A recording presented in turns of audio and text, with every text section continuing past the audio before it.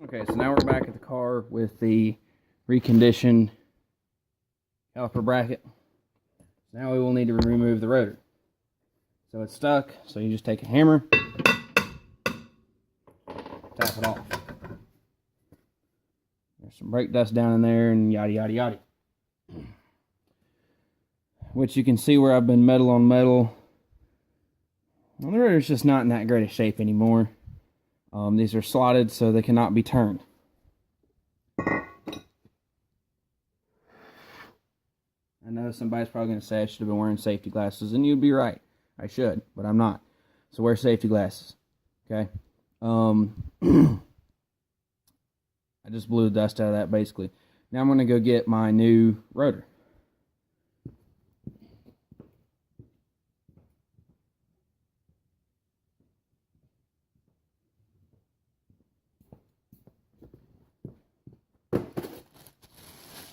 Now what I like to do, I forgot my brake cleaner over there, is I like to put the rotor on backwards like so. And I'll explain why in just a second. So when I have it on backwards like this, okay, what I'm able to actually do is I'm able to clean this inside part. And for my vehicle, that inside part is my parking brake or emergency brake. So you're going to want to clean that up real good, douse it real good with some brake cleaner, because these are shipped with oil on them. Okay? You can kind of see a difference when I go to wipe this off. You can see that oil on that rag. So if the inside's not so much, doesn't seem to have nearly as much as the outside does. But I like to try to get that off. You can tell using these white rags, you can tell how much is still there. Because if you don't, you will fuck up your new pads, and that would not be good. Because that's oil. One of your number one enemies of your brake shoes and pads is oil. So now that I have that side, I stick my hands on the side, flip it over, and put it right back on. Okay? And then I repeat. I'll let that soak in for a moment. The old rotor, in my case, there's an adjustment for those parking brake shoes there. The new rotors does not come with that little rubber piece. So you just simply take your flathead screwdriver or whatnot, something, pick tool, pry tool. Okay, apparently I'm going to need to replace that at some point in time very soon, because that's just going to fall right the fuck off. And I'm going to proceed to wipe on this. Now what I tend to like to do is I don't douse this and this part with the brake cleaner. You know, I know some of it's going to get on it, but I do more of the actual pad surface, because I kind of try to use that part there of having that oil to keep that from rusting. Okay, and keep your hands off. My hands are dirty. Keep your hands off of that.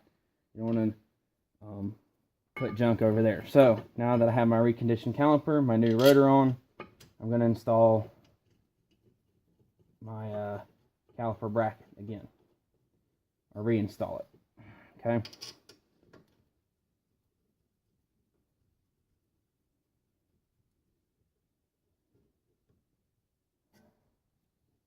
Make sure that your caliper mounting bracket, the bolts are on good and tight.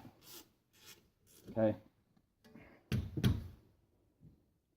So I usually get them as tight as I can, like I am now. And then I hit it twice with my fist. Alright, now you're ready for your new pads.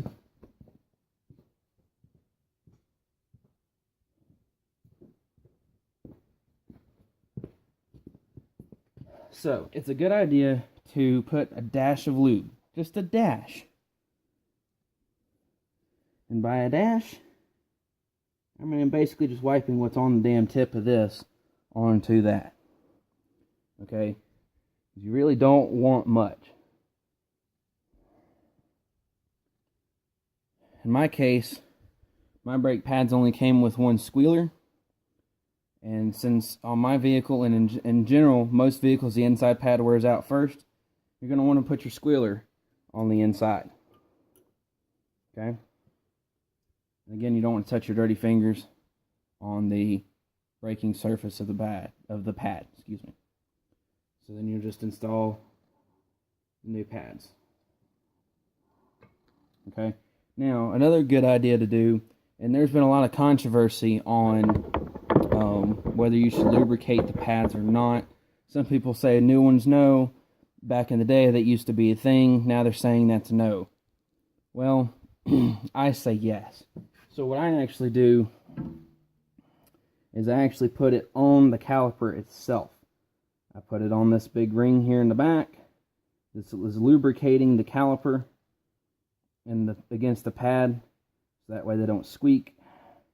And I actually like to put it on the caliper itself instead of the pads, because you may miss where the caliper is actually going to sit on the pad. So then you're just going to go and install your caliper, or reinstall your caliper, and you're just going to want to make sure that these bolts are just good and snug. You don't have to do anything special with them, just good and snug works just fine. They don't have to be on so tight. They're also generally a smaller bolt, so you can tighten them too much and you'll snap them, and then you'll be replacing your caliper bracket. So I just snugged them up a little bit, and voila, now you're done. The only other thing you're going to want to do after you install brakes is you're going to want to pump your your brake pedal. And the reason is because there's still going to be a gap. I'm hoping you're going to be able to see it. There's going to be a gap in between the pad and the rotor. So just pump your brakes a couple times before you go anywhere with that. Other than that, you'll be just fine. If you guys have any questions or comments or whatever, you're more than always welcome to comment, and I do my best to try to get back to you guys within 24 hours of your comment. If you liked the video, please give me a thumbs up. If you do give me a dislike, give me a comment on why you disliked the video. I know this is going to be kind of long, but this is also basically a real-time video. I've not got it cut down into basic steps, just so somebody can get an idea of really how long it's going to take. If you guys have any other questions, just give me a holler. Thanks for watching.